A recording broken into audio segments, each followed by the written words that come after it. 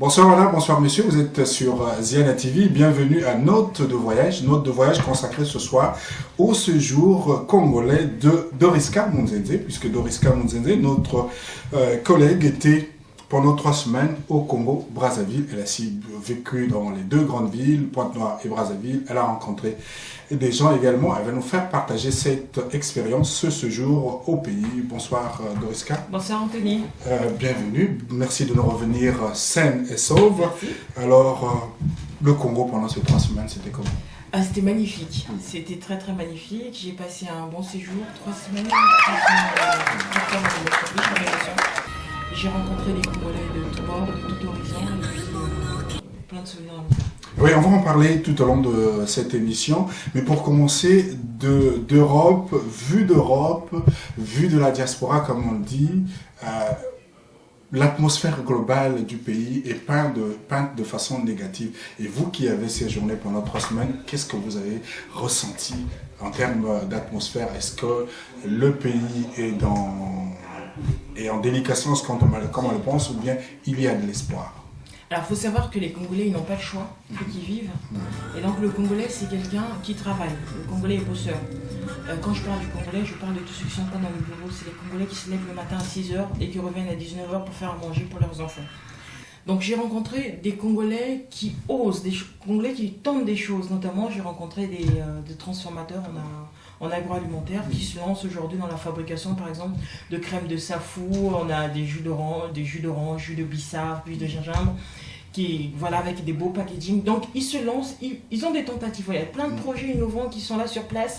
Voilà, c'est vrai que vu de la diaspora, on se dit qu'il n'y a rien qui se passe au Congo, mais il y a plein de choses actuellement qui sont en train de se faire, et je pense que la diaspora a tout à y gagner en donnant un coup de main à nos compatriotes sur place. En parlant de l'agroalimentaire, vous avez un pied également dans ça, et vous savez comment ça se passe. Est-ce que vous avez fait profiter de votre expérience pendant ces 3 semaines, même si ce n'est pas assez aux personnes que vous avez rencontrées?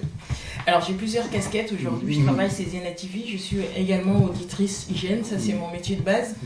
Et j'ai pu faire en fait le constat du travail que font les transformateurs sur place. Notamment, j'ai travaillé avec Sosten Massamba, qui aujourd'hui a fait de la distribution. À Luangili, il y a une boutique qu'on appelle Sur Bio qui en fait qui distribue, en fait, qui vend des produits qui sont transformés par d'autres petites unités de production sur place. Et également, j'ai visité avec une entreprise de Madame Ambe qui transforme aujourd'hui le moringa. Donc ça permet aussi de donner du conseil. Voilà, il manque vraiment de la formation parce que tout le monde se lance dans l'agroalimentaire aujourd'hui. Et c'est vrai que le Congo n'a pas légiféré sur tout ce qui est réglementation, donc les gens sont un peu perdus, ils ne savent pas où aller. Comme dans beaucoup de secteurs au pays, il manque de législation, de cadre juridique bien défini. C'est exactement ça. Donc c'est vrai que moi je suis venue avec mon expertise, moi je travaille sur les normes européennes, je n'ai pas eu accès aux normes congolaises, donc les conseils que je donne, ce sont des conseils relatifs aux normes. Il faudra à ce moment-là vérifier s'il existe une norme congolaise ou une norme de la CEMAC ou bien de l'OADA. Est-ce que vous avez parlé tout à l'heure que vous avez dit que le secteur agroalimentaire attire beaucoup de gens? Est-ce que ça attire parce que c'est un secteur vide, ou bien les gens y vont parce qu'ils ont de la passion pour non seulement l'agriculture, mais toutes les transformations liées aux produits agricoles? Il faut se dire, aujourd'hui le monde est en train d'évoluer. On a de nouvelles pratiques alimentaires, de nouvelles pratiques de consommation. Et puis il faut voir que les politiques aujourd'hui, le pétrole a fait ses preuves. Le pétrole aujourd'hui... On parle d'autant plus de la diversification de l'économie. Donc tout le monde on se tourne plus vers le pétrole. Maintenant c'est la terre. La terre, on a une terre qui est riche.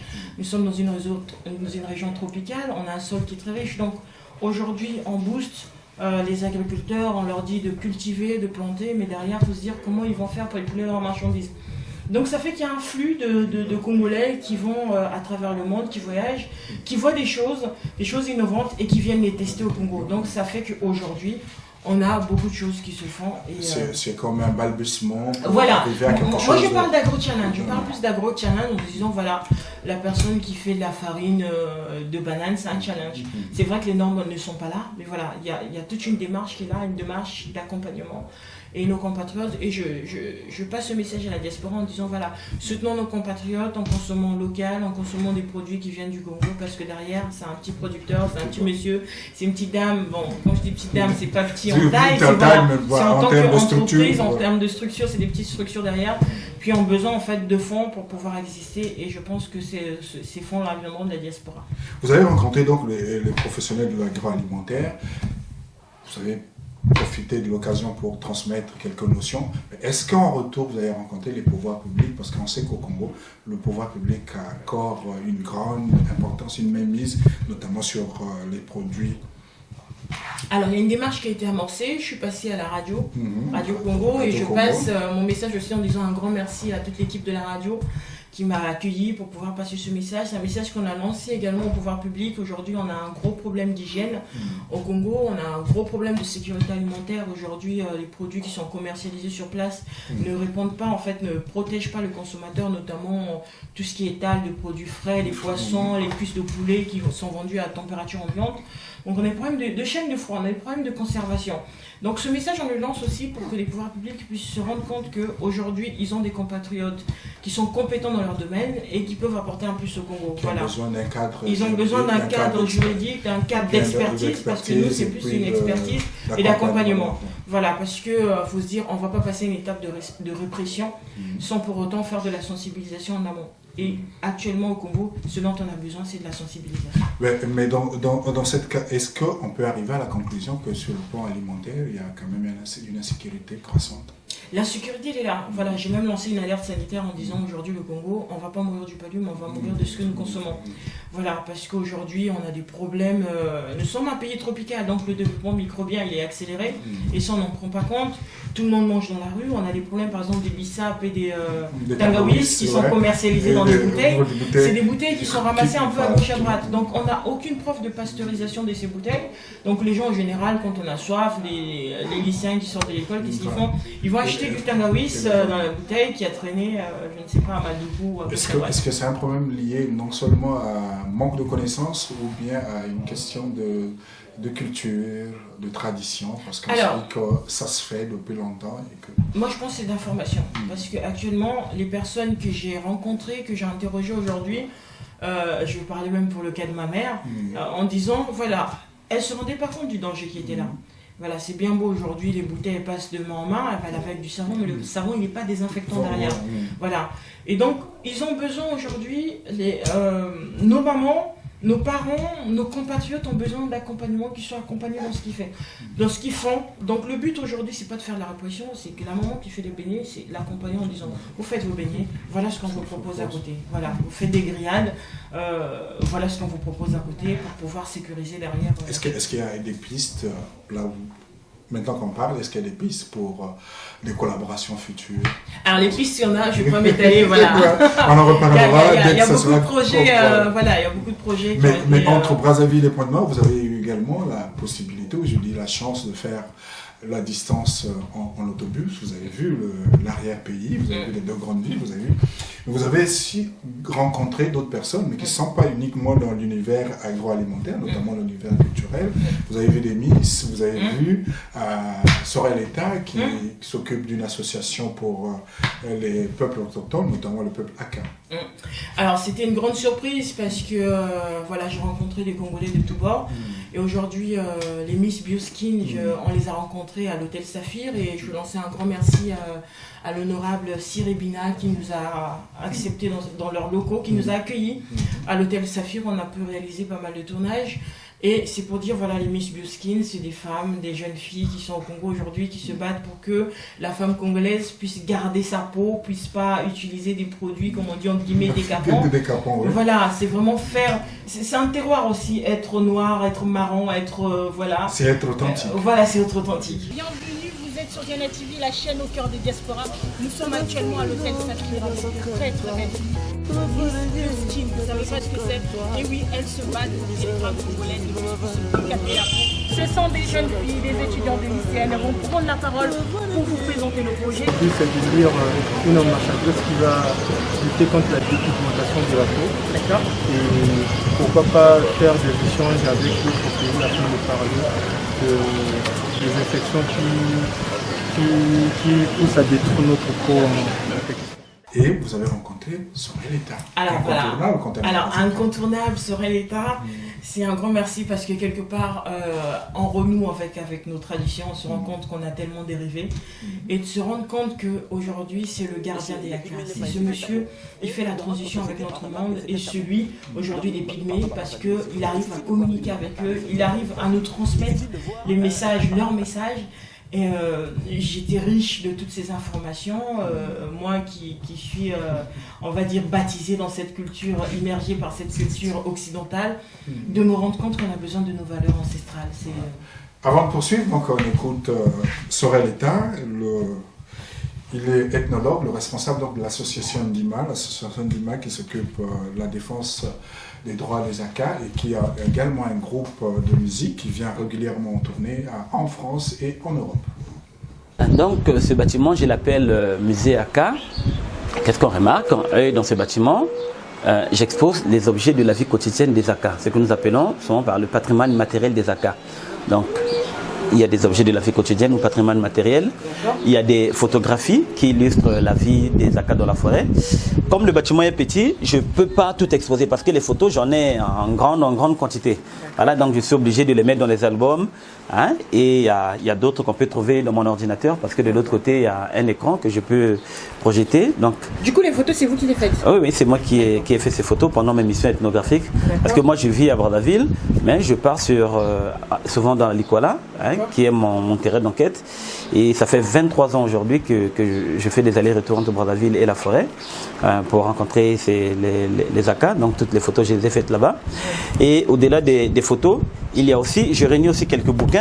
Il y a des livres comme j'ai appelé musées. Donc il y a des bouquins aussi qu'on peut trouver. Par exemple, ça c'est les encyclopédies des Pygmées Akas. Ça a été rédigé par les chercheurs du CNRS. Et de passage, j'ai eu la chance de passer un stage de mois au CNRS, au musée d'histoire naturelle à la gare d'Austerlitz. Voilà. Là, par exemple, il y a la lettre d'un Pygmée à un Bantou. Donc, souvent, moi, je reçois des étudiants qui veulent, pour des besoins de thèse et autres, qui viennent. Et tous ces documents, on les trouve où, tous ces livres? Ça, j'ai commandé en France. Vous êtes perçu, en fait, chez les Pygmées, parce que vous êtes à la fois ici, en pleine civilisation, et d'autre part avec eux.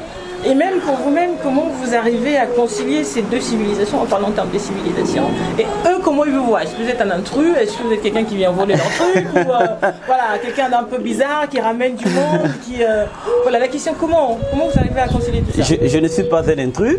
En fait, on a une longue histoire, parce que mon histoire avec les Akas date de 1996. Voilà, c'était là Sorel Eta, interviewé donc par Doriska Munzenze. Doriska, quand vous avez rencontré Sorel, quel a été votre ressenti? Qu'est-ce que vous retenez de cette rencontre? Alors, je vois Sorel, c'est beaucoup d'émotions, parce qu'on a visité le musée des Akas. Il a un musée bâti de ses propres mains. De ses propres mains. Et c'est un monsieur qui est riche de culture, qui est riche de transmettre ce qu'il a appris. Voilà, il y a beaucoup d'émissions parce qu'on a tout, vous verrez dans l'émission qui va passer, on a réalisé un très beau reportage avec lui, comment allumer le feu, comment les Akas se déplacent, et puis il y a toute, voilà, il y a une grosse partie sur les hommes que vous allez découvrir au cours du documentaire. Vous n'avez pas eu la possibilité d'aller directement dans la Likwala, dans la brousse même? Du tout, parce que vraiment c'était un rendez-vous qui s'est fait du jour au lendemain, et je remercie Sorel Eta d'ailleurs, il revenait de la Likwala, donc on l'a pris un peu au pied levé et au dépourvu, et il a accepté. Un grand merci d'ailleurs, je dirais à tous ses compatriotes qui ont pris sur leur temps personnel pour nous accueillir.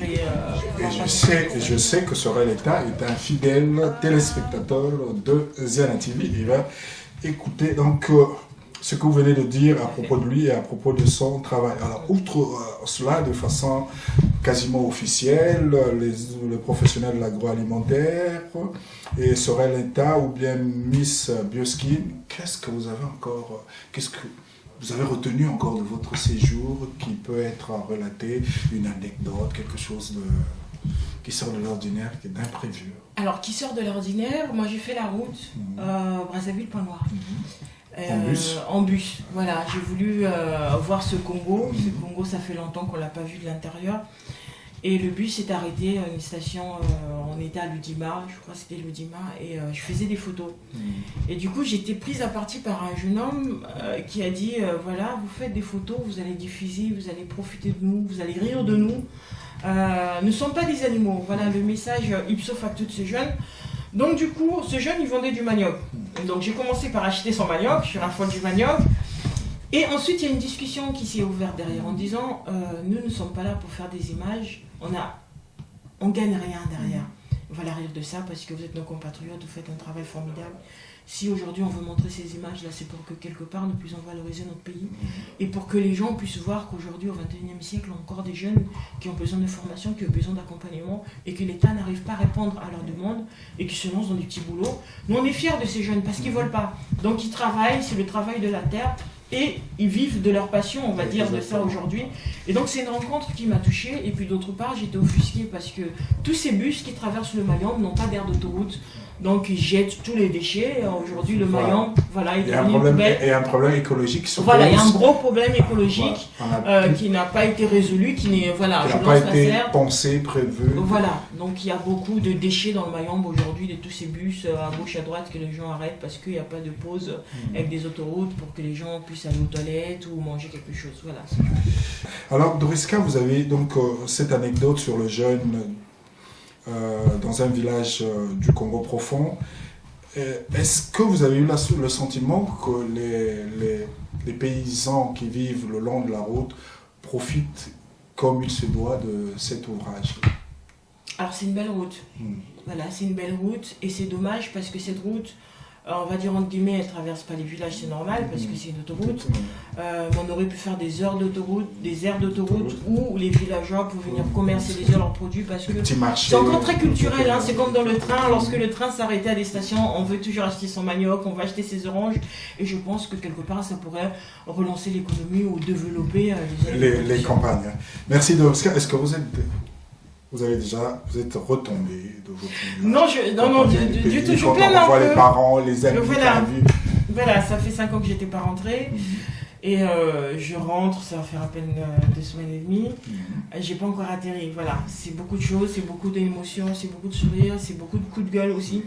Et puis les amis qui sont là, fidèles à Ziana TV, qui nous regardent, qui ont été contents de nous revoir, de me voir aussi. Et c'est pareil, je crois que le plaisir a été partagé. Nous avons le plaisir, nous, de vous avoir de nouveau parmi nous.